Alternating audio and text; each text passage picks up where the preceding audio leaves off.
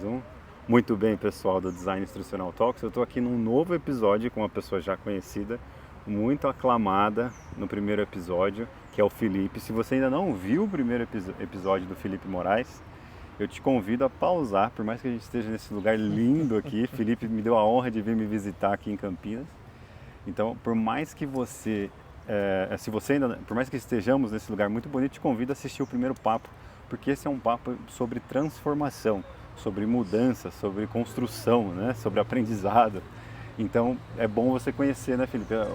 O primeiro Felipe, né? O Felipe de quanto? Quase um ano atrás? De um ano, acho que foi em abril do ano passado. De um bom tempo atrás. Pois é. E agora a gente vai falar de coisa nova, de aprendizado, né? De coisas talvez não muito boas, mas coisas que de qualquer forma edificam a gente. De novo, muito obrigado, Felipe. Para quem não tomou a coragem de sair desse ambiente bonito que a gente está aqui na Lagoa do Taquaral e vai assistir você pela primeira vez, fica à vontade para se apresentar aí para o pessoal. Claro, querido, muito obrigado. Já tinha um tempo já que a gente queria materializar, né? Eu tenho encontrado algumas pessoas nessas últimas semanas e tem sido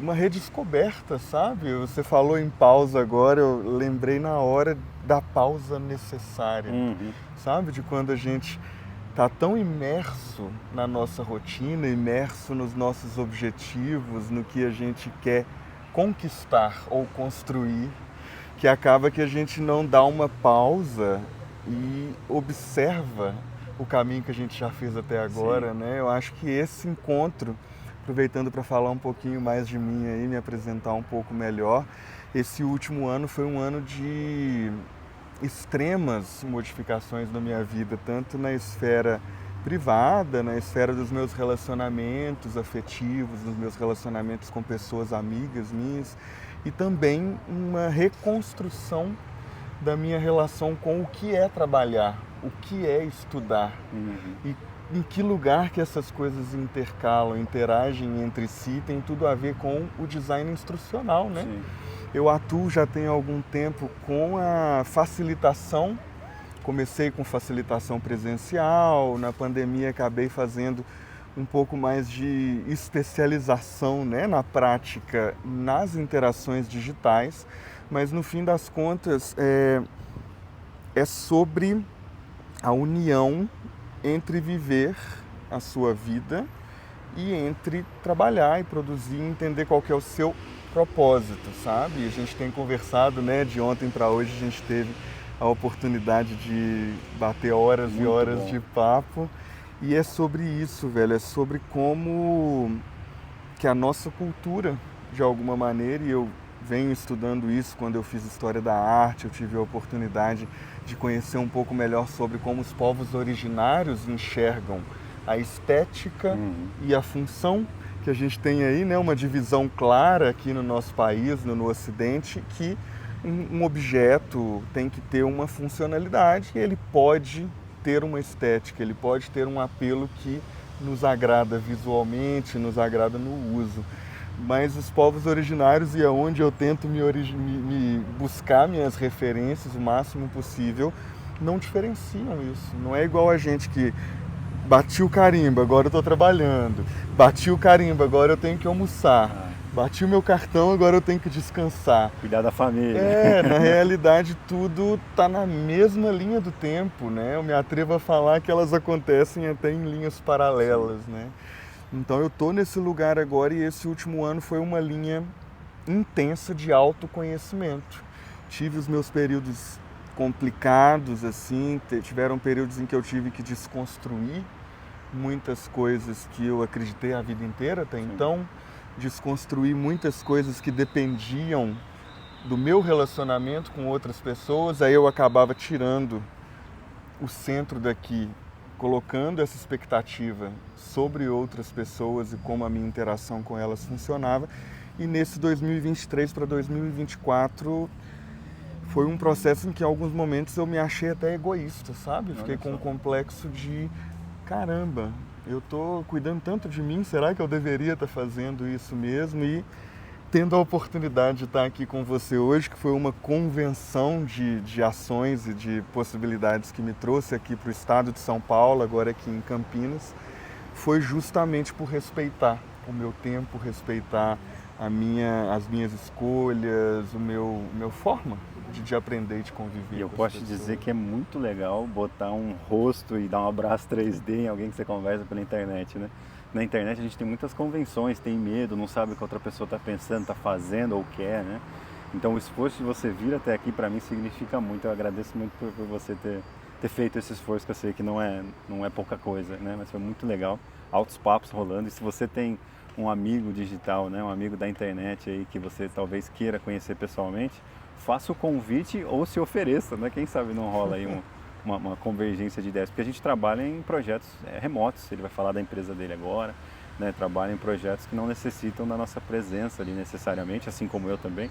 Então quando esse encontro acontece é muito legal, né? A gente sai do LinkedIn, sai do Instagram, sai das redes e realmente conhece a pessoa por trás das ideias, né? Isso eu acho muito legal. E não dá para conhecer inteiramente na internet, né? Com certeza, eu lembro de uma publicação que você fez recentemente, depois que a gente fez um encontro entre a comunidade e a digital, né? A gente conversou muito sobre a noção de vizinhança. Quando a gente pensa nos tempos antigos, sei lá, nem precisa ir muito longe, 50 anos atrás, as pessoas tinham aquela limitação geográfica, como você bem falou, vão lá no texto que vale super a pena ler, mas tem alguns anos já, eu acho que desde ali de 2021, quando a gente já estava se habituando ao isolamento, eu tenho trabalhado em uma manifestação um pouco mais humana das relações virtuais, sabe?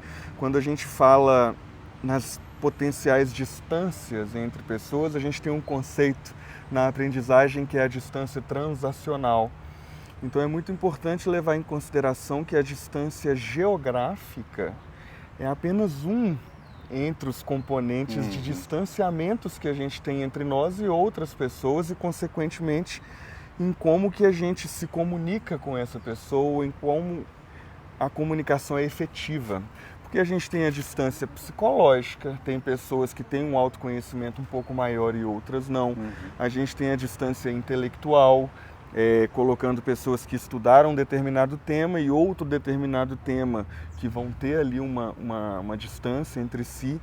E esse conjunto de distâncias, ou no caso, esse conjunto de proximidades que a gente consegue em vários fatores além do demográfico, eles conseguem, vou usar uma palavra que eu não gosto muito, mas na falta de outra, compensar, equilibrar ali uma distância geográfica com um pensamento em comum, com um estudo em conjunto, com um projeto, objetivos em comum, mas eu acho que principalmente, e eu tento isso em todos os meus trabalhos que eu faço remotamente, quando eu marco de encontrar com alguma pessoa online, vou passar meia hora conversando com essa pessoa, trabalho eu resolvo pelo WhatsApp, sabe? Trabalho, meta, objetivo.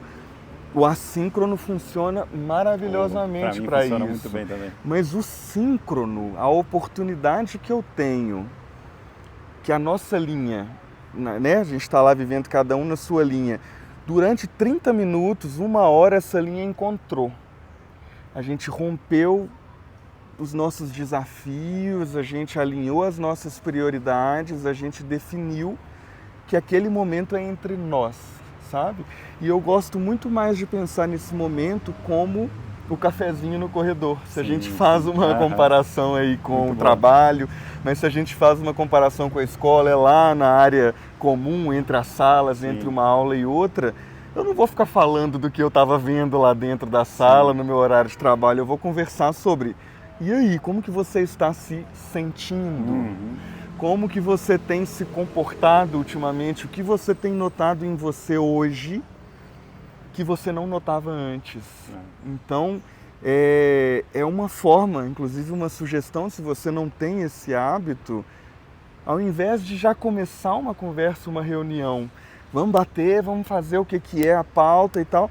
Tira 5 minutos para cada pessoa contar da vida e cada pessoa contar livremente sobre o que quiser, né? sabe? Isso, pensando agora em neurociência, em neuroaprendizagem, quando a gente pensa na primeira etapa que o nosso cérebro precisa passar para aprender alguma coisa, a gente precisa se interessar por essa coisa. E quando a gente conta sobre nós, sobre a nossa vida, sobre os nossos desafios, ou compartilha uma curiosidade que eu li ontem num artigo que eu acho que você vai gostar, o nosso cérebro ele desarma. Ou às vezes fala do gatinho, né? Resgatei um gatinho. Resgatei, estou ali cuidando, que aflição, fui de madrugada no veterinário e tal. E isso, o cérebro, ele abre a guarda. A gente não fica, nossa, eu preciso manter o meu padrão profissional, o meu padrão acadêmico. Não, você consegue desarmar, você consegue, de alguma maneira, sem perder o profissionalismo, você consegue ficar mais tranquilo. É um trabalho entre humanos, né? Pois é, a gente precisa se lembrar de vez em quando que esse 3D aqui, esse calor corporal humano, respiração, eu tenho até um pouco de agonia de estar muito próximo das pessoas, mas é importante a gente lembrar que a gente é existe, 3D. Né? Eu tenho uma analogia bem interessante que é no trânsito, né? Então uma coisa que eu gosto muito quando eu vou ficar bravo no trânsito, que alguém fez alguma coisa, ou eu fiz algo que não agradou alguém, essa pessoa buzinou, me xingou, é muito fácil a gente transferir a raiva para a entidade carro e não para a pessoa que está lá dentro, né? Então imaginar que tem uma pessoa, que tem um pai, que talvez o cara está com diarreia, o filho está doente, alguma coisa está acontecendo, eu me acalmo e humanizo mais o processo e até brinco, falo, desculpa aí, amigão, e acabou. Porque eu vejo muita gente arrumando problema com isso. E no online não é diferente. A gente vê aquele quadradinho e a nossa geração que está na transição, né, do mais antigo para o modelo mais digital, muita gente não consegue humanizar o quadradinho, né? Então vê um quadradinho com o rosto, não sei qual que é a referência na cabeça de cada pessoa, mas muitas vezes não é um ser humano que tem uma história, que não dormiu à noite porque estava cuidando do filho, ou alguma coisa do tipo. Então esse processo que você descreve é muito útil para humanizar e para a gente ter mais empatia, né? Eu acho que acaba alcançando melhores resultados em um time realmente pertencente, né? Um time que se sente parte daquele time, né? Então, muito bom. Com certeza, eu tenho observado isso em corporações, principalmente, né? As pessoas vivem numa cultura que muitas vezes elas não sabem o que é essa cultura, o que essa cultura difere da minha vida, das minhas prioridades, da minha família e o que ela se aproxima. E não é nem para criar, sabe, revolução, vamos quebrar tudo. Não nesse sentido. Se você sentir essa necessidade, não tenho julgamentos, mas num sentido de pensamento crítico. A gente tem, inegavelmente, há muitos anos, uma vida que repete o que a gente vive em redes sociais, em ambientes em que verbalizar... Tá bom. Manda bala, continua. Verbalizar o que a gente pensa sem filtros. Estava até assistindo, fica a dica aí, Rede Antissocial na Netflix. Nossa, incrível. É bom, hein? A gente tem uma liberdade tão grande de falar e não sofrer consequências, nem que seja uma consequência da vergonha, de ficar se sentindo moralmente incorreto de ter tido um determinado comportamento. A gente elimina todos os nossos filtros e existem alguns padrões de comportamento. No meu caso, o que aconteceu foi que eu me isolei. Eu não me sentia confortável, eu me sentia agredido e não me sentia à vontade para cortar determinadas pessoas nesse sentido. Então, durante um tempo, eu precisei me isolar, me dar um tempo, entender o que estava acontecendo, mas existem pessoas que são absorvidas por esse meio, sabe? Que estão tão vivendo aqui no aparelho, ali dentro daquela realidade em que a outra pessoa é uma janelinha, adorei essa analogia, que o sentimento que quando a gente vive no presencial já é, de alguma maneira, considerado abstrato, se torna surreal, sabe? O sentimento é totalmente afastado da lógica, totalmente afastado do pensamento científico, totalmente afastado dos preconceitos que a pessoa tem e acha que tem o direito de validá-los o tempo inteiro numa rede social.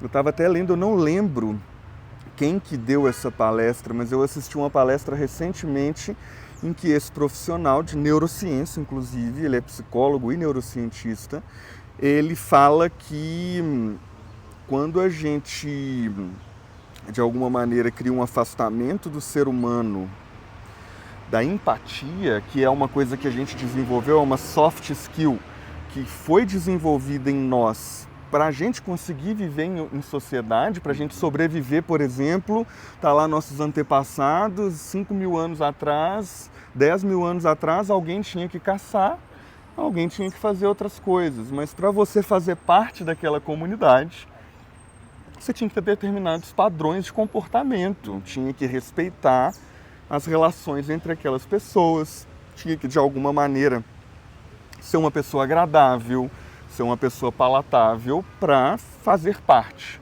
A partir do momento que a gente foi se distanciando e criando grupos fechados, e isso é um reflexo hoje em dia da rede social, mas das grandes cidades. A gente estava falando de São Paulo, do Rio de Janeiro, de Belo Horizonte, que não é uma cidade, pode ser uma cidade geograficamente falando, burocraticamente, mas a gente tem grupos muito divergentes entre outros, muito diversos. A gente tem os que são divergentes, que acabam entrando em conflito, mas se a gente para pensar, é uma questão de diversidade. A gente está ou não aberto para entender, para se aprofundar na opinião do outro. Mas esse psicólogo, ele fala que a gente está numa cultura muito complexa, em que a gente pensa que todas as pessoas que dão a sua opinião têm direito de dar essa opinião e se sentir validado, mas não é, na real. A gente sabe que tem algumas coisas, vamos trazer alguns exemplos extremos, um assassinato, um abuso infantil, um latrocínio, roubo, essas coisas mais intensas. Se uma pessoa fala disso com um discurso muito bem feito, faz o famoso pitch de negócio defendendo uma atrocidade. Por mais que a gente consiga ser convencido, que faça sentido no storytelling, a gente precisa ter um pensamento coletivo, um pensamento crítico.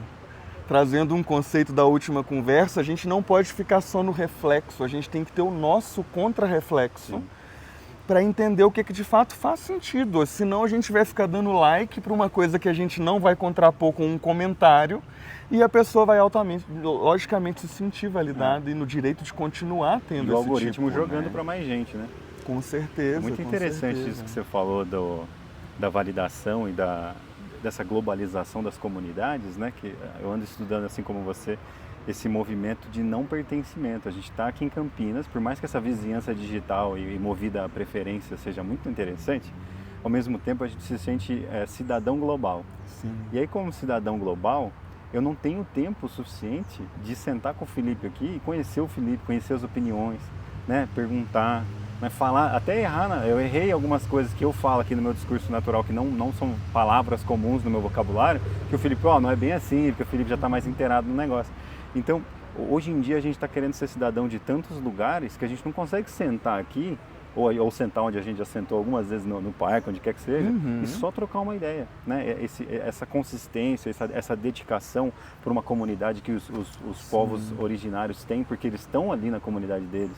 As cidades mais antigas, né? Já você vai conhecer a cidade onde eu cresci, você vai ver que o pessoal é meio que obrigado geograficamente a dedicar esse tempo. Eu odeio minha vizinha, citando, né? Citando a minha avó, alguém, qualquer pessoa desses bairros mais tradicionais. Eu odeio, entre aspas, minha vizinha, mas se ela precisar de arroz, ela pode pegar aqui. Com certeza. Eu não sou fã do jeito que essa vizinha fala, mas se der algum problema, ela pode passar a noite aqui. Porque já se conhecem tanto que é quase que tipo assim, eu não gosto de você, mas eu te amo. Sim, sim. Né? E hoje é difícil você construir isso online ou na vida moderna, de um adulto moderno, porque a gente está tendo que ser obrigado a ser cidadão de diferentes comunidades, né? A gente é obrigado a ser, não diria cidadão, mas membros de comunidades diversas, né? Então, por exemplo, eu posso fazer uma graduação na Descomplica com um monte de gente do Rio de Janeiro. Posso participar de um grupo de meme que tem gente do Brasil inteiro, que é muito comum para meninada hoje em dia. Sim. Eu posso fazer uma pós-graduação em São Paulo e conhecer pessoas que são lá de São Paulo, mas moram aqui em Campinas. E aí, onde que fica esse momento de dedicação, de sentar e de... Eu não sei se tem essa palavra em inglês, mas é endurar. É tipo, não é tolerar, é tipo endurance mesmo. Tipo, eu tô correndo e meu corpo está suportando isso. É uma resiliência, né? É suportar, né? Eu vou suportar isso e com o tempo eu vou perceber, pô, não foi mais só suportar ou tolerar, virou uma relação, né? Com certeza. Conheci essa pessoa. Isso eu tô tentando criar uma forma de descrever isso melhor, que eu sinto isso, vejo isso, mas descrever às vezes é difícil.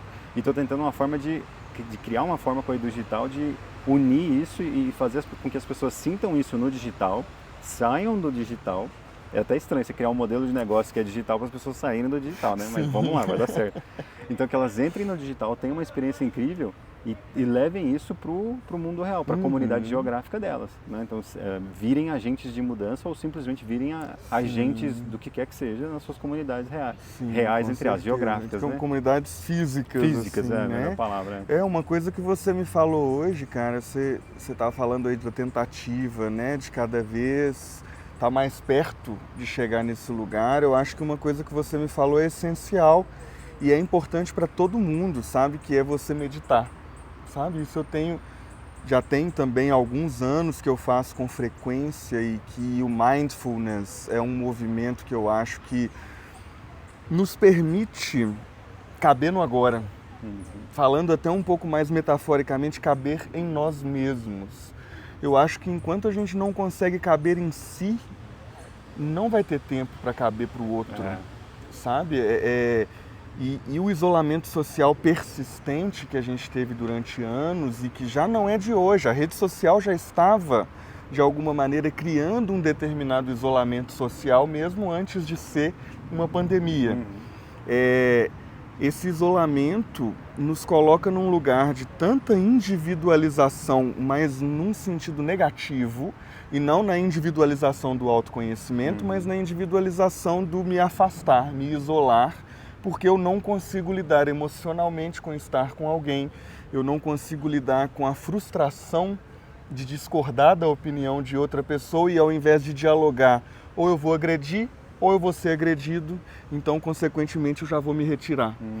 E isso vem muito de uma coisa que é uma ferramenta do UX Design, do design de experiências, que é uma matriz, a matriz do esforço versus impacto ou versus resultado. Tem gente que chama de impacto e tem gente que chama de resultado. Mas quando a gente fala nessa matriz, quanto maior o esforço que a gente tem, menos é fácil, parece óbvio, né? Menos é fácil executar aquela ação. Mas quanto maior o impacto ou o resultado, mais vale a pena você dedicar o seu esforço àquilo. A grande questão, e que eu gosto de trazer para o lifelong learning, eu gosto de trazer para o autoconhecimento e tem tudo a ver com os projetos que a gente tem em comum, os cursos que eu vou trazer aí para a Edu Digital, é como que você consegue reduzir o seu esforço de determinada ação, de determinado trabalho, de determinada tarefa. E isso vem super e totalmente do autoconhecimento. Você tem que testar, você tem que errar, você tem que falhar, você tem que apanhar da vida para descobrir que aquilo não, que aquilo ali não é para você, ou que aquilo é para você. E se você tem uma vontade, um desejo e, acima disso tudo, a disposição de fazer algo que você quer muito aprender, quanto mais você fizer essa coisa, mais o esforço vai cair e o impacto vai subir. É interessante que você precisa entender, se conhecer o suficiente até para entender que é um esforço, né? O que é um esforço. Tem muita gente que acha que só não tem aptidão para algo ou não sabe que é esforço, acha que todo mundo passa por isso, acha que todo mundo é igual, né? Que a gente estava conversando da fantasia.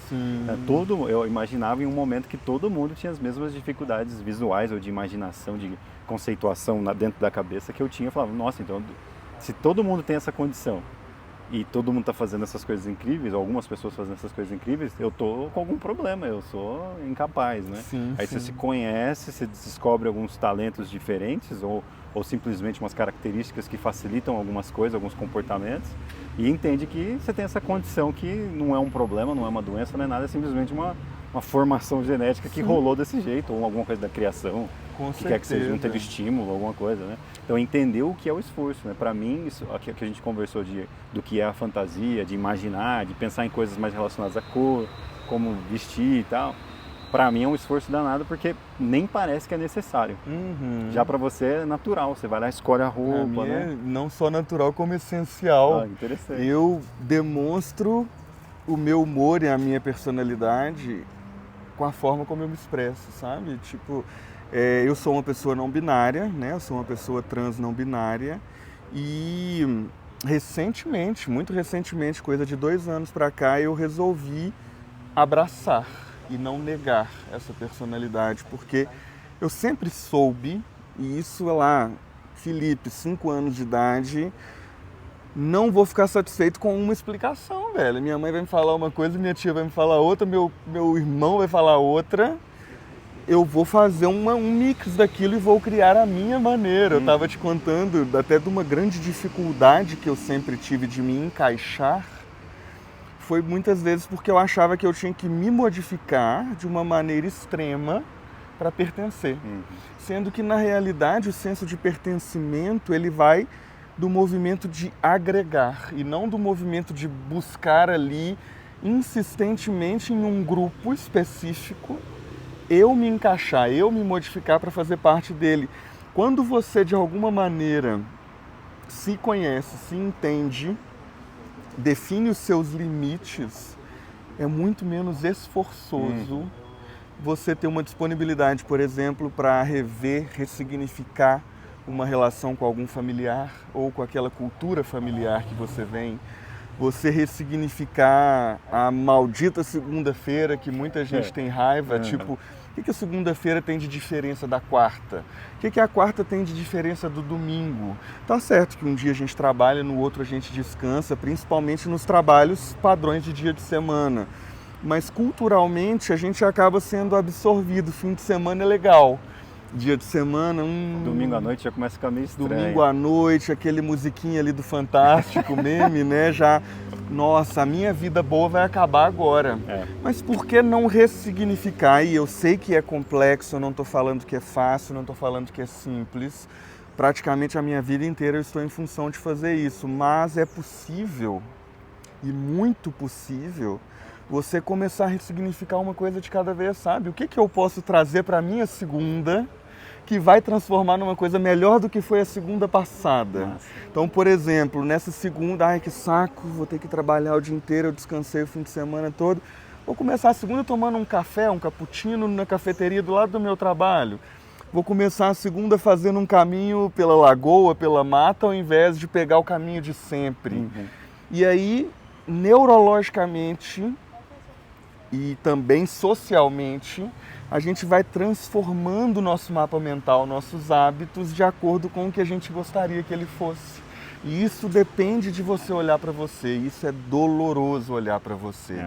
A gente conversou muito sobre isso já, mas eu tenho certeza que todo mundo, se você parar aí agora, tira 30 segundinhos, fecha o olho e pensa, qual que é um momento muito doloroso da sua vida, muito impactante, mas num lugar que você ficou mal, ficou triste, sabe?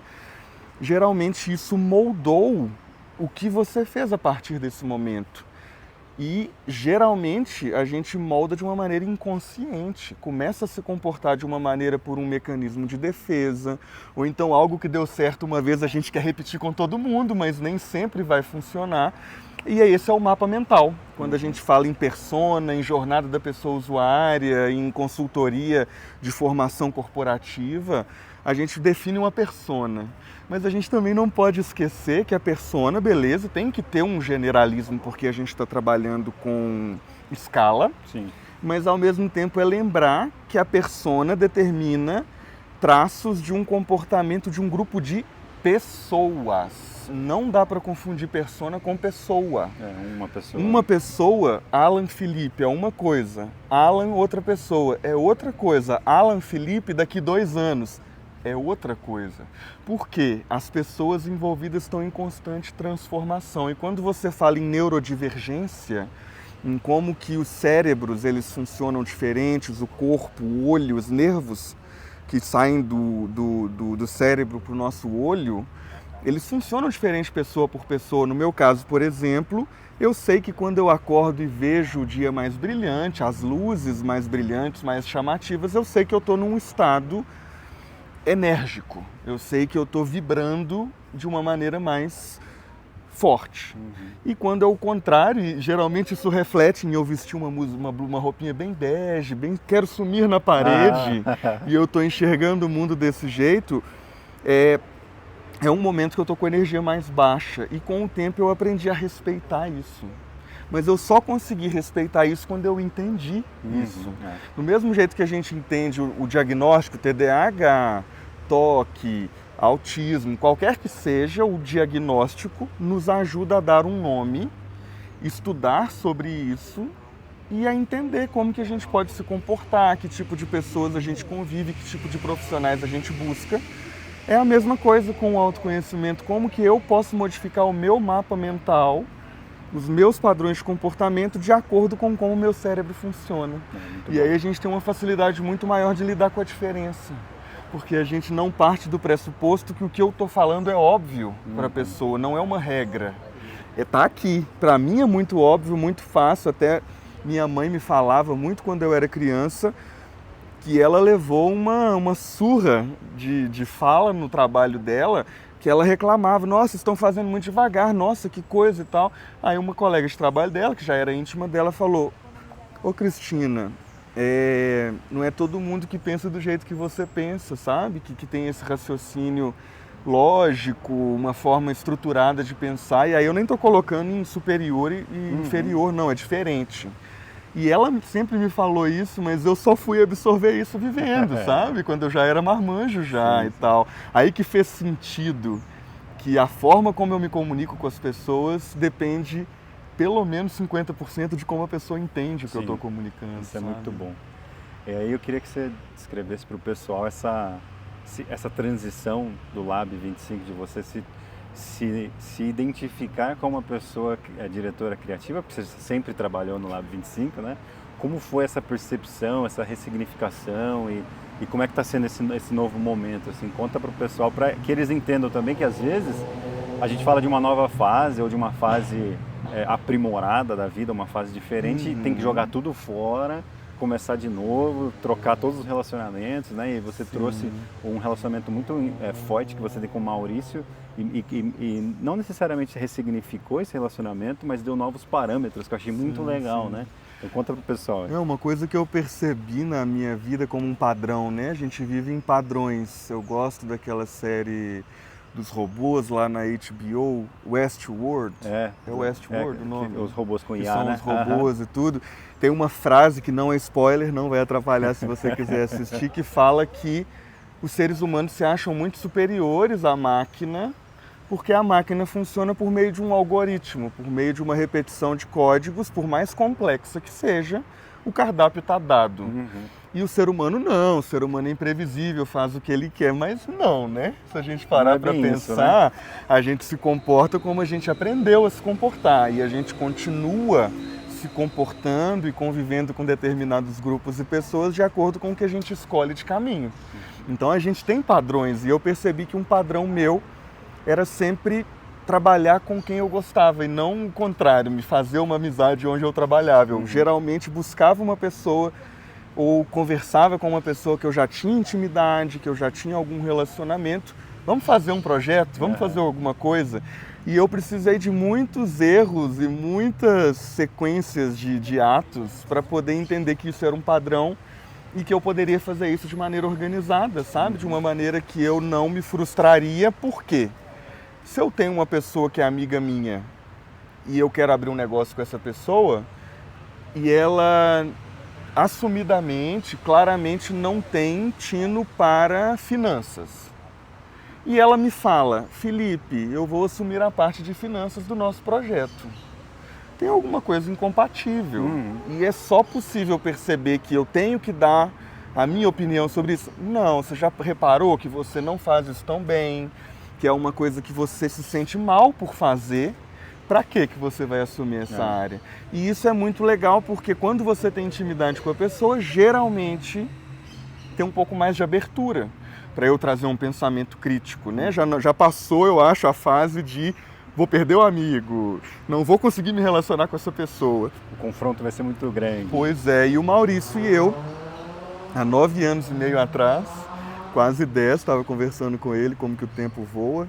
A gente se conheceu num contexto em que ele estava terminando um ciclo numa empresa chamada Origem Jogos e Objetos, que durou 33 anos, no Rio, São Paulo, BH, e fazendo jogos e brinquedos e objetos criativos para grandes empresas. Ele estava terminando esse ciclo e passando meio por uma crise existencial, tanto profissionalmente quanto pessoalmente, porque com a idade chega, o Maurício, para contextualizar, quando ele estava fazendo isso, ele estava entrando na casa dos 60, ele já tinha possibilidade de aposentar pelo INSS, já tinha a vida dele ali mais organizada, mas ao mesmo tempo ele estava acostumado com uma rotina, com um determinado faturamento empresarial, e tudo isso teve que ser modificado. E eu estava numa crise existencial justamente de como eu vou impulsionar a minha carreira, o meu trabalho. Então a gente acabou se encontrando num cruzamento de crises existenciais em pontos diferentes da vida, mas que buscavam mais ou menos, ansiavam mais ou menos pelas mesmas coisas. Legal. A gente até brinca que quando a gente vai fazer um workshop, fazer alguma reunião, ele é o velho mais jovem e eu sou o jovem mais velho que a gente conhece, sabe? Do jeito de pensar, dos hábitos, do brilho no olho. E aí o Lab 25 iniciou como uma continuação da origem, e isso gerou até um pouco de ambiguidade no início, porque a origem já existia, já tinha uma cultura, tinham outras pessoas que eram sócias, eu não estava envolvido na origem antes, e aí a gente teve que entender o que vai ser trazido da origem, de traços positivos, mas o que é nosso. E isso durou muitos anos. A gente ficou pelo menos uns 5 anos chamando ali de laboratório de ideias. A gente dentro de casa, debatendo, estudando. Ele lia um livro, comentava para mim. Eu lia, comentava para ele, estudo. Na época a gente participou da fundação da Associação Mineira de Jogos, a Gaming. E ele permitiu, esse movimento permitiu que a gente tivesse debates com pessoas muito diferentes. Então, a gente organizava um evento mensal ou bimensal, não lembro agora, em que a gente reunia pessoas de áreas diferentes para falar com desenvolvedores de jogos, com pessoas que desenvolviam jogos e queriam aprender negócios, queriam aprender como gerir pessoas, gerir equipe, como apresentar o meu projeto e conseguir financiamento. Então a gente buscava pessoas de áreas que não tinha nada a ver, essas pessoas que nem sabiam que desenvolvimento de jogos era uma profissão séria, sabe? E colocava para trocar ideia com pessoas desenvolvedoras de jogos. No fim das contas, os dois lados saíam de lá aprendendo. Legal. E aí o Maurício e eu, eureka, é isso. O nosso trabalho é ser ponte. O nosso trabalho é, de alguma maneira, tentar sempre chegar no meio do caminho. Professores encontrando com gamificadores, diretores de empresas encontrando-se com artistas, com pessoas das artes visuais. E, de alguma maneira, o meio do caminho nem sempre é os 50%. A gente tem a ilusão que o meio é sempre no meio, né? Mas é muito mais orgânico do que isso. Tem algumas relações, por exemplo, o Maurício e eu prestamos serviço, uma consultoria há alguns anos atrás, para uma indústria metalúrgica. E existiu uma grande diferença, um gap, entre os objetivos da diretoria e a rotina do piso de fábrica, do chão de fábrica. E essa distância era discrepante para quem vinha de fora, mas era simplesmente natural para quem estava lá dentro. E a gente tinha que atingir esses dois públicos, porque a gente ia desenvolver uma metodologia lá dentro, um processo, partindo da ludificação, partindo do que é motivador por si só, que é o que o lúdico é, ele é intrínseco, ele permite que você se divirta simplesmente porque ele existe.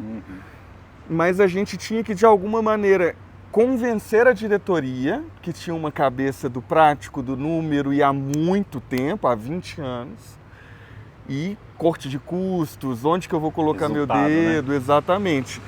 E com as pessoas que estavam ali passando gráfica em máquina e que precisavam aprender a usar um tablet para vistoriar uma máquina.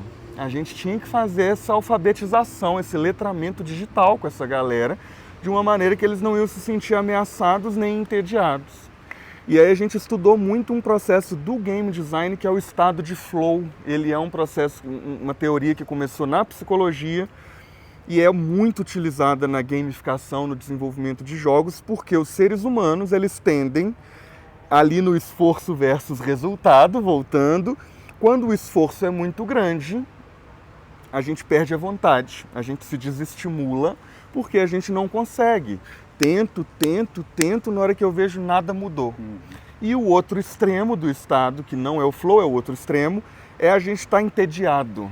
A gente vê uma coisa que a gente faz todo dia, e isso, inclusive, esse tédio, ele provoca acidentes de trabalho, pessoas que perdem dedo e tal, porque está tão no dia a dia que eles acabam se entediando, fazendo a mesma coisa e se envolvem num acidente quando menos esperam.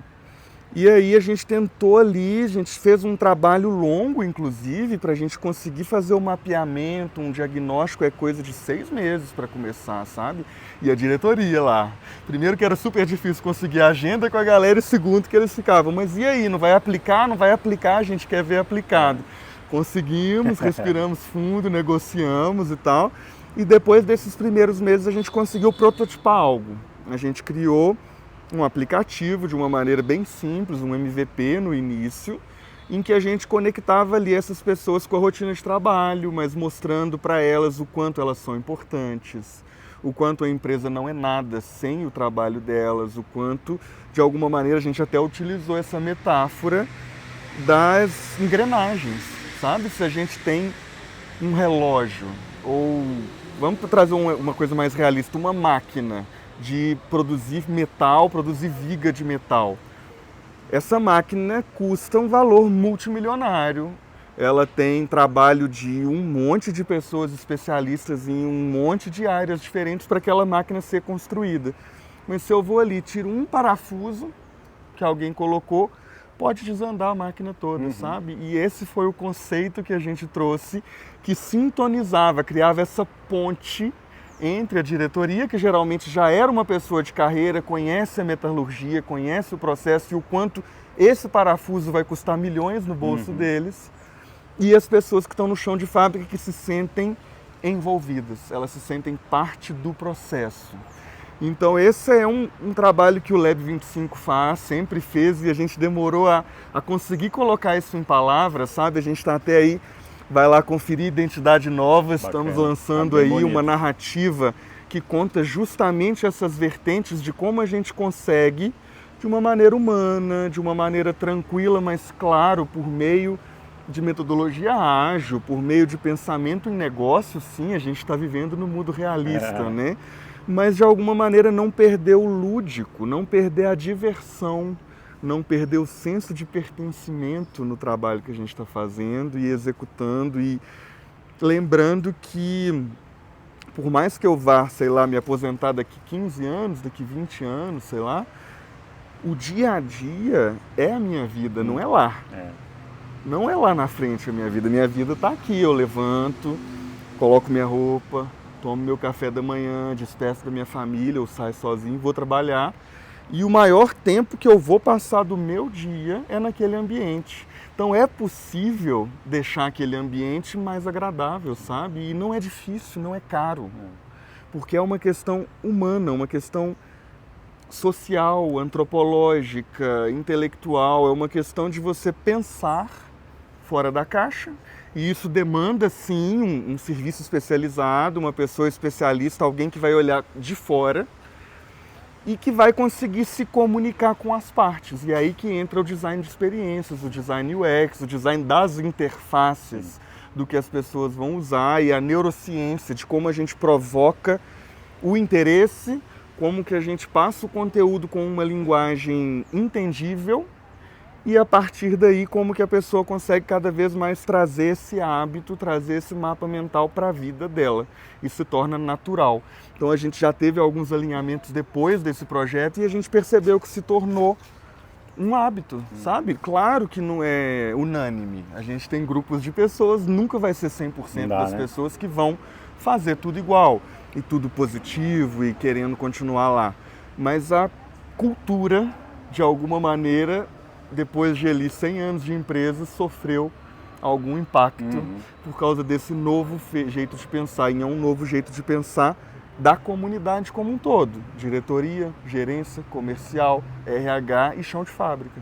Não adianta educar um grupo, um subgrupo, e esperar que ele sozinho consiga modificar o resto do grupo, sabe? Muito bom. E gradualmente isso vai evoluindo e virando uma coisa viva, né? As próximas gerações de colaboradores. Sim, e tudo mais. Cultura é vivo, é vivo, branding é vivo. Um branding que não reflete a cultura da empresa, e aí por isso que a gente tem um branding externo, branding interno, comunicação externa, comunicação interna, se não reflete, vira para inglês ver.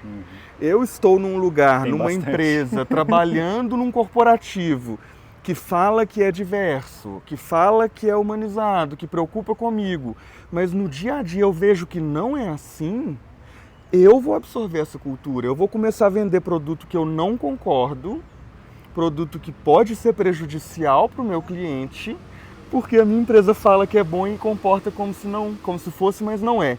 Então eu posso falar que é bom e vender e... Vira uma cadeia, né? Vira uma cultura, e isso é orgânico, isso é fluido. E o branding não é simplesmente a marca que a gente faz, o branding é o que a gente reflete. Se eu tenho uma rede social da minha empresa, tipo a Netflix, por exemplo, que é super descolada, tira onda com as pessoas, dá uma zoada. Eu tive uma turma no interior de Minas, em que uma moça, inclusive uma senhora na real, ela tinha uma floricultura, ela trabalhava com isso a vida inteira, plantava as flores, as árvores e vendia. E eu mostrei o perfil da Netflix. Olha aqui como que a Netflix conversa. Aí uma galera falava, Netflix, tem tanto tempo que você não lança nada, eu tô triste. Aí a Netflix responde, mas elogiar que é bom nunca, né? Quando eu lanço muita coisa aí todo mês, você não fala. E essa mulher, ela ficou aterrorizada. Nossa, que absurdo. Como que alguém conversa assim com um cliente e tal? E aí eu não consegui, nem tentei convencê-la, tá? Eu só troquei uma ideia. Ela foi pro horário do almoço, voltou. E aí ela falando, Felipe, comentei com meus 2 filhos agora, falei da Netflix, aí eles, mãe, doido demais, hein? Aí ela, putz, não é que é real mesmo, que essa conversa descolada combina com a empresa, sabe? Combina com o que a empresa oferece. Se eu pego um banco zoando a cara de alguém, é muito diferente. Mal, né? Porque a instituição bancária é uma instituição que está cuidando de patrimônio, de dinheiro, tem toda uma história social por trás de uma instituição bancária. Então ela não vai fazer zoeira, o máximo que ela vai é inventar um avatar com um nome legal, usar hoje em dia. Estão se comunicando com uma linguagem menos formal, até a própria vestimenta, né, da galera no banco tem sido um pouco mais tranquila. Mas o branding do banco tem que refletir banco. Quando eu vou buscar um banco, eu busco segurança, eu busco previsibilidade, eu busco, crescimento. Então eu não vou atrás de um banco pro meu entretenimento, sabe? Tomara que não, né? A não ser se você tem muito dinheiro, vai lá pro entretenimento, ficar passando dinheiro de um banco pro outro. Tá sobrando uns 100 mil aqui, vou botar aqui. Mas o Nubank tá comprando até empresa de telefonia agora, vai ter o chip do Nubank, né? Vai saber, já o Nubank compra alguma coisa de streaming também, vai saber. Produção de conteúdo da Nubank, né? Não duvido nada. Então vamos lá, Felipe, antes da gente entrar nas perguntas cabeludas pra gente encerrar, é o momento agora de você falar agora dos seus serviços, do Lab 25, de outros serviços, dos cursos também que você vai fazer, está fazendo, né? Para dar aquela interrupção amorosa, carinhosa, para que as pessoas conheçam mais você. Isso é intencional, porque as pessoas falaram para mim que se falar do seu serviço já no começo, a galera pula, porque não pegou vai ficar falando, não entrou em flow ainda, né? Sim. E aí aqui já conheceu, já falou muita coisa boa, agora você vai aguardar para as perguntas cabeludas, que é o ápice desse episódio, e antes disso o Felipe vai falar dos serviços, produtos e tudo mais. Isso para mim, na real, era uma grande dificuldade, sabe? Comunicar o que eu faço, garantir para mim mesmo que eu faço alguma coisa bem para poder vender para as pessoas. E eu, como profissional, hoje em dia eu me considero um professor e designer de experiências. Isso eu nunca vou abandonar, porque ser professor para mim é uma essência, não é uma carreira. Então eu gosto de me comunicar bem, eu gosto de entender as coisas profundamente e, consequentemente, por isso, já vai fazer uns 8 anos que eu atuo como diretor criativo. Eu sou aquela pessoa que olha as partes, entendo o problema, as possibilidades, as culturas que já existem em determinado conceito de consultoria, tanto individualmente como pelo Lab 25, e utilizando o design thinking, os processos já validados de design UX, de metodologias ágeis. A gente tem que ter uma fundamentação científica, testada, factual, mas de alguma maneira buscando a parte criativa disso. E é essa a minha atuação. Como que eu consigo, tendo vivido a minha vida inteira tentando me encaixar em caixas, mas não conseguindo, provocar esse derrame? Como que eu consigo fazer as caixas derramarem e aí sim, olhando para as pessoas envolvidas, criar soluções, sejam elas processos, metodologias de ensino ou de trabalho, formas de monetização que seja, se eu quero ter uma visão mais arrojada, uma visão mais legal, fazemos consultoria em cima disso, tudo que envolva os processos e metodologias. A gente tem muita experiência com instituições de ensino, fazer intercalação ali com empresas de educação superior, educação de pós-graduação e escolas mesmo também de base ali, prefeitura, estado, fazer uma intermediação entre esses diferentes níveis de aprendizagem, mas de uma maneira que faça sentido. Como que eu consigo, e aí eu estou falando da minha missão de vida, Felipe, auxiliar, provocar uma faísca para que aquele ser humano consiga lembrar o propósito dele. Por que eu faço isso há tanto tempo e não lembro mais? Então a gente pega isso tanto ali na professora, no professor ali do ensino fundamental, muito mal remunerado, não vou nem entrar na discussão porque é uma coisa profunda e todo mundo meio que tem essa consciência. O que faz essa pessoa continuar trabalhando, continuar querendo ensinar? E no mesmo lugar lá da CEO, da pessoa no topo da empresa, que lutou, batalhou, ralou ali não sei quantos anos, desenvolveu coisas muito inovadoras e teve resultado. E agora? Agora que eu já cheguei no topo da minha carreira, o que eu vou fazer? E essas duas pessoas são pessoas. Por mais que elas tiveram carreiras diferentes. Então esse é o olhar meu, do Felipe, do Maurício, da Renata, e consequentemente esse é o olhar do Lab 25. Muito bom. A gente se reestruturou algumas vezes, a gente passou por um momento em que a gente só focava em aprendizagem, a gente passou por um momento que eram só grandes consultorias, que aí nem dava para fazer outras coisas, projeto de 1 ano e tal. E a gente chegou num ponto agora que a gente escolheu ter alguns produtos de prateleira. Se vocês olharem lá, a gente tem a Feira Intergaláctica, que é uma oficina que a gente já fez de 70 a 350 pessoas, sabe? Com grupos ali, com a temática de gestão de tempo, com a temática de comunicação assertiva dentro das corporações. Alguns outros produtos gamificados, tanto no formato híbrido quanto no presencial. A gente faz algumas coisas 100% remoto, mas temos evitado justamente para ter esses encontros humanos ultimamente. E a gente tem a consultoria personalizada, a gente já tem expertise de mercado, cada um de nós tem as suas especialidades já, as suas experiências e tudo, de mais de 30 anos de trabalho.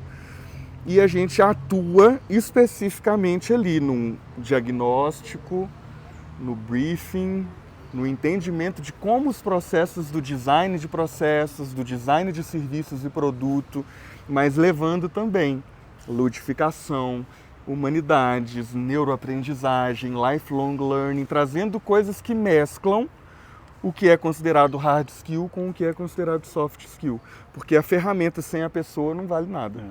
Então esse é o nosso objetivo como Lab 25 e me coloco à disposição aí, galera, para trocar um papo e explicar um pouco melhor. A gente vai ter uns videozinhos lá explicativos, mas se você quiser também no 1 a 1, né, no ao vivo também a gente acaba entendendo melhor, né? Bem melhor. E os cursos que você está fazendo com a Digital também? Ah, com certeza. Isso eu não posso deixar de falar, até porque é a primeira vez, inclusive eu te agradeço publicamente pela confiança que o Alan trouxe, por me conhecer ali há 1 mês e já começar a me fazer propostas, sabe? Porque a gente teve uma sinergia muito grande e pela primeira vez eu tenho uma liberdade total de propor temas e a metodologia que eu vou utilizar. Isso me dá uma segurança tão grande.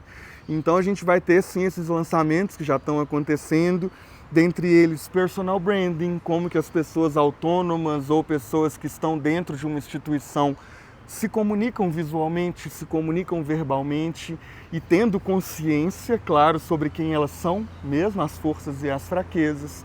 Falando sobre criatividade na prática, porque muitas vezes a gente fala de criatividade e fica no ar, né? Quase como se fosse uma nuvem.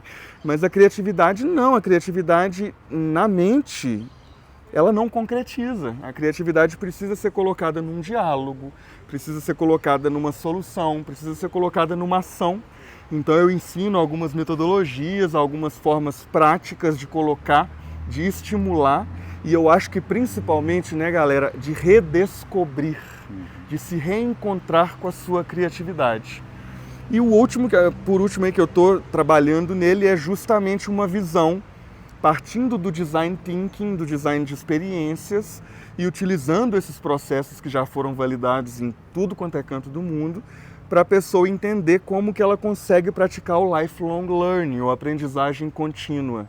Como que ela consegue sair ali de uma rotina completamente padrão, seja o excesso do estudo e da dedicação ou a falta, e por meio de ferramentas bem instintivas, por meio de um acompanhamento ali em que a pessoa pode ter uma dedicação semanal, ela consegue se conhecer, entender ali o que ela gosta, o que ela não gosta e, consequentemente, entender o que motiva essa pessoa a estudar ou não. Porque também ficar dando murro em ponto de faca, sabe? É a questão dos perfis de ação, dos perfis de aprendizagem.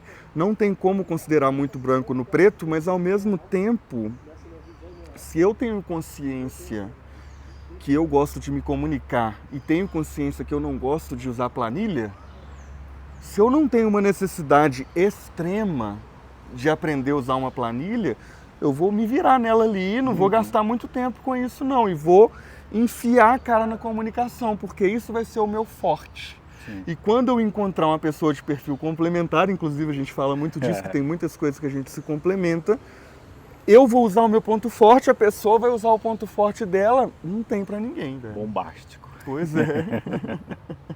Muito bom. Pronto para as perguntas cabeludas? Adoro perguntas cabeludas. Vou dar uma conferida aqui para ver como é que estão as coisas, tudo muito lindo. Faz aquela pose pose para tirar foto. E a pergunta, eu vou começar mais genericamente, a gente pode se aprofundar. O que mudou do Felipe do último episódio para cá?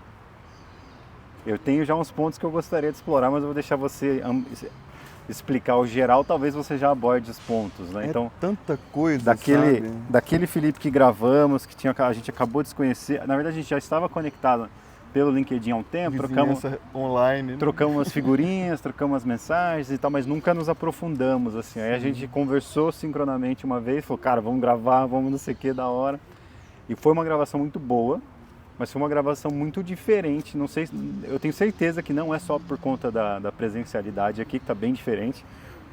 Você está se posicionando de forma diferente, você tá olhando para a câmera, olhando para mim de forma diferente, né? Então, conta para o pessoal, até para que eles possam se identificar e também buscar por isso ali dentro da sua própria realidade, o que mudou, e aí como você vai abordar, aí o nível de detalhe que você vai abordar, você escolhe, né? Claro, mas claro. O que mudou, como foi esse processo para o pessoal também conseguir enxergar lá, e aí assistam se você não assistiu o primeiro episódio ainda.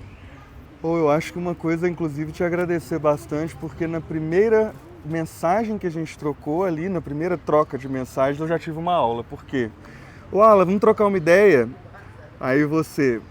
vamos marcar um podcast, que aí a gente já troca ideia e faz um podcast ao mesmo tempo. Aí eu, nossa, realmente, né? A gente uniu o útil ao agradável, é bom para todo mundo, a gente se conhece e sabe-se lá o que vai acontecer, né? Então, isso para mim foi uma grande aula e a partir daí que a gente construiu, né, essa relação. Mas eu tive um momento de afastamento muito grande, igual eu comentei no início do papo, porque ano passado foi muito intenso para mim, sabe, galera? Muito mesmo, no sentido de eu chegar num lugar que eu achava que era o fundo do poço, eu passei mais um pouquinho. E na saúde física, na saúde mental, eu passei por algumas crises em relacionamento. Eu era casado, agora eu não sou. E isso, querendo ou não, voltando aí nos povos originários, não tem como separar o que está acontecendo de emoção, de mudanças internas do meu trabalho, do meu curso, da minha convivência com pessoas. E eu precisei de um tempo, tanto que eu dei uma sumida, eu precisei me entender, me conhecer. E alguns meses depois, mais chegando no final do ano passado, eu voltei, Alan, e aí? Vamos botar essas coisas para rodar aí, porque agora eu estou me sentindo seguro. Mas nesse período, não tem muito segredo, sabe? Não tem muito mistério. Não estou falando que é fácil, mas não tem mistério. Foi um período de autopriorização. A partir do momento que eu vi que eu tinha o direito de me cuidar, que eu tinha o dever de me colocar acima das outras pessoas, e não acima, sou superior. Não de importância, mas a prioridade minha é entender como que eu estou me sentindo, em que dia que eu estou, o que que eu consigo oferecer para as pessoas nesse dia. E isso foi um tropeço atrás do outro, um tropeço atrás do outro, e depois de várias consequências profissionais, meu dinheiro caiu muito, minha renda mensal caiu muito, eu precisei recorrer de novo a um psiquiatra que eu já tinha um tempo que eu não ia, mas tudo isso foi uma coisa extremamente saudável, porque eu precisava daquilo, eu me permiti, a minha ex-companheira, que é minha grande amiga, nós dois tivemos muita compreensão com o outro nesse momento de diálogo, de dar tempo. Então vai lá, faz as suas coisas, eu vou aqui, faço as minhas e a gente conversa. E essa autopriorização me permitiu entender duas coisas que fazem quem eu sou hoje ser diferente de quem eu era no ano passado. A primeira delas, o meu centro é aqui, é meu, dentro de mim.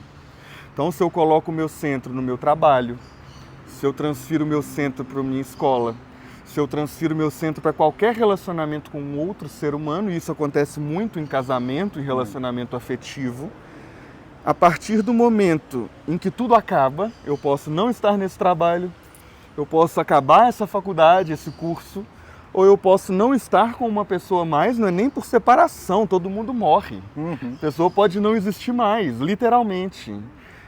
Eu perco o meu centro porque eu deixei ele lá. Então, se o meu centro está aqui, eu me priorizo, me conheço e entendo até que ponto eu estou disposto a me entregar, é muito mais simples, menos esforçoso ter que transferir de um trabalho para o outro, adaptação de carreira, acabar um relacionamento entendendo que era positivo esse término. E aí, consequentemente, trazendo o centro para cá, eu tomei uma consciência de uma coisa muito óbvia, que é as outras pessoas só têm a quantidade de poder sobre mim que eu dou para elas. Boa. Só é óbvio quando você olha para trás, né? Pois é. E a pessoa para quem eu me sinto numa expectativa de querer agradar, a pessoa de quem eu me sinto inferior ou me sinto superior, é tudo aqui dentro. Eu estou colocando aquela pessoa naquele lugar e eu nem perguntei para aquela pessoa onde ela está, né? Sabe? Foi um acordo com regras intrínsecas, com regras não conversadas. Então isso mudou muito. Eu trouxe meu centro para mim e isso me trouxe para um lugar de autoconfiança o suficiente para eu não permitir que as pessoas tenham mais de mim do que eu acho que é possível, sabe? Do que dá para você dá, né? Para ser uma coisa saudável, aquele jogo de frescobol ali que todo mundo quer que o outro ganhe, sabe? Muito bom. E alguma dica final, algum comentário, alguma coisa que você acha que seja importante para as pessoas multidisciplinares que estejam passando por algo assim mais... talvez que nem tem um rótulo ainda, não sabe se é bom, se é ruim, aquele negócio meio neutro, aquela coisa meio parada, ou já está ruim mesmo, já identificou, que eu acho que é um avanço você identificar que está numa situação ruim, pois né? Já sei que não quero isso, né? Alguma dica para o pessoal seguir e já me diz também quais são os próximos passos desse Felipe para encontrar o próximo Felipe. Eu te mandei um trecho de uma música do Pixinguinha falando que feliz é aquele que sabe sofrer, sabe? E eu acho que tem muito sobre isso, respira e olha para você, porque máquina a gente troca, trabalho a gente troca, por mais difícil que seja, sabe? Se você toma um golpe, fale, perde a sua empresa, perde a sua perspectiva que estava ali em cima de um relacionamento ou de uma expectativa de que você tinha de onde chegar, não é o fim. Você não consegue substituir o seu corpo e a sua mente, como você funciona e como você se posiciona e para onde você está indo com discernimento. Então a minha dica é essa, é olhar para você e se conhecer, porque sem você ter conhecimento sobre o equipamento, você vai usá-lo muito mal. Muito bem, para encerrar, já agradeço o tempo, a participação. Conta para o pessoal para talvez um próximo episódio, agora não talvez em 1 ano, mas talvez em 6 meses, as coisas vão começar a mudar muito mais rapidamente. Quais são os próximos passos deste Felipe, que podem ser completamente diferentes, né? E o que você visualiza aí, o que você quer para o futuro, até você se encontrar com o Felipe de daqui 6 meses, daqui 1 ano. Aí você me apertou sem me abraçar, né? Tipo, essa foi a pergunta cabeluda mesmo, porque eu tenho vivido tanto na função do agora que de vez em quando eu esqueço de pensar no futuro, mas eu tenho uma claridade muito grande que eu não quero me perder em mim mesmo de novo, sabe? Me perder nos padrões, me perder nos hábitos, me permitir logo de cara enxergar que tem uma questão num trabalho, num cliente, em alguma coisa e recuar. Porque eu sei que a consequência daquilo vai ser muito mais grave do que a não existência daquilo. Então o meu plano mais realista para mim mesmo no futuro é escutar o meu instinto, respeitar a minha experiência, a minha história de vida e entender os meus limites. Legal. A partir daí, eu não vou me permitir voltar a me perder dentro de mim mesmo, sabe? Eu não vou falar, eu quero dar aula, lógico que eu quero, eu adoro, eu quero sempre estar em alguma instituição dando aula, eu estou aí num processo de fazer mestrado, me especializar na minha área de neuroaprendizagem e tudo, e o Lab 25 também, está aí crescendo, esse 2024 tem sido incrível, tem sido quase que, nossa, fiquei tanto tempo planejando, programando e agora é executar e colher os frutos, sabe? Então é continuar nesse ritmo, não perder o ritmo, porque se a gente está lá correndo e perde o ritmo, desistir é mais fácil, né? Muito bom. Trabalhar e se conhecer cada vez mais. Isso, né? Trabalhando, se conhecendo, você sabe o seu limite. Não consigo trabalhar mais, vou pro parque. Isso é trabalhar. Se você não for pro parque e não descansar sua cabeça, o que você vai entregar lá dentro? Se você não for olhar pela janela, ver o céu, tomar um café, sabe? Muito bom. Valeu, pessoal. Felipe, muito obrigado. Valeu, querido. Valeu. Muito obrigado. E até a próxima.